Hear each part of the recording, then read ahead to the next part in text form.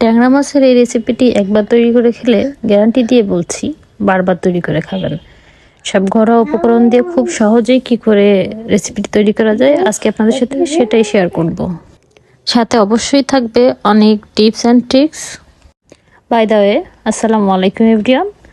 আজকে আপনাদের সাথে শেয়ার করব ট্যাংরা মাছের তেল ঝাল রেসিপি। তাহলে এখন ট্যাংরা মাছের তেল ঝালটা বানানোর জন্য আমি এখানে ট্যাংরা মাছগুলোকে খুব ভালোভাবে কেটে ধুয়ে পরিষ্কার করে নিয়েছি। এবার এই মাছগুলোকে আপনাদের খুব বেসিক একটা ম্যারিনেশন করে নিতে হবে। ম্যারিনেশনের জন্য দিতে হবে এখানে সামান্য লবণ আর হলুদ দিয়ে ম্যারিনেশন করে নিব। ম্যারিনেট করা হয়ে গেলে এবার আমি চুলায় একটা কড়াই দিয়ে তাতে দিয়ে দিচ্ছি সরিষার তেল। মাছগুলো ভেজে নেওয়ার জন্য তেলটাকে খুব ভালোভাবে গরম করে তবে মাছগুলোকে তেলে দিব। মাছগুলো দেওয়ার পর যেহেতু ট্যাংরা মাছে একটু বেশি তেল ছেটে এজন্য কড়াইয়ের মুখে ঢাকনাটা দিয়ে দিবেন। আর মাছগুলোকে একটু কড়া করেই ভেজে নিব, যেহেতু ট্যাংরা মাছের একটা নিজস্ব স্ট্রং স্মেল আছে।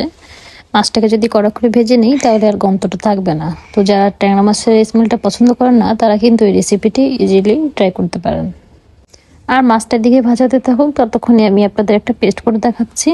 তার জন্য আমি নিয়ে নিচ্ছি হাফ চা চামচ গোটা জিরা, সামান্য সরিষা, আর দিয়েছি 3 কোয়া রসুন, আর ঝালের জন্য দিয়েছি আমি 4টা শুকনো মরিচ, আর দিয়েছি একটা আদার স্লাইস। এখন সামান্য একটু পানি দিয়ে আমি এটাকে পেস্ট করে নিব।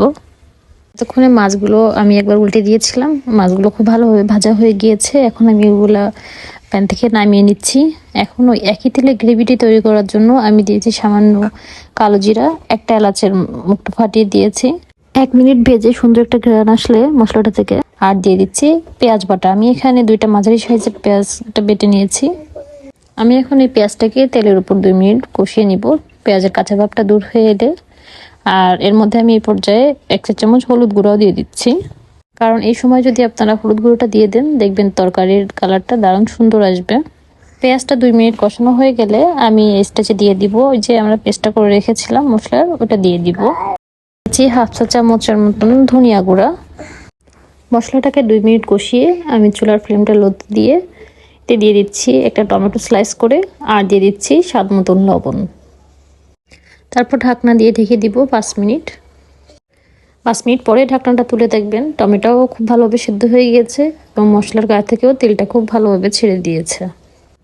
ঠিক এই পর্যায়ে দিয়ে দিতে হবে পরিমাণ মতন পানি এবং মাছগুলো দিয়ে দিব। এই পর্যায়ে খেয়াল করবেন যে ঝোলের গা দিয়ে ভাবে তেল বেশি উঠছে কড়ার পাই দিয়ে, তাহলে বুঝতে পারবেন যে টমেটোগুলো সেদ্ধ হয়ে এসেছে। আর যদি দেখেন না তেল ভাসছে না, তাহলে বুঝতে হবে টমেটোগুলো কাঁচা আছে। আপনাদের আরও 2 মিনিট টমেটোকে সেদ্ধ করে তবেই মাছগুলো দিবেন। মাছটা দিয়ে দেওয়ার পর আমি এটাকে কুক করে নিব প্রায় 5 থেকে 7 মিনিট ঢাকনা দিয়ে ঢেকে মিডিয়াম ফ্লেমে, যাতে মাছের ভিতর গ্রেভির ফ্লেভারটা খুব ভালোভাবে ঢুকে যায়। এবার 5 থেকে 7 মিনিট পর ঢাকনাটা খুলে দেখবেন ট্যাংরা মাছের তেল ঝালটা কিন্তু পারফেক্টলি রেডি। এবং ফাইনালি রান্নাটা ফিনিশ করব কাঁচামরিচ আর টালা জিরের গুঁড়া দিয়ে আমি 5 মিনিট ঢেকে তারপর পরিবেশন করে দেখাচ্ছি।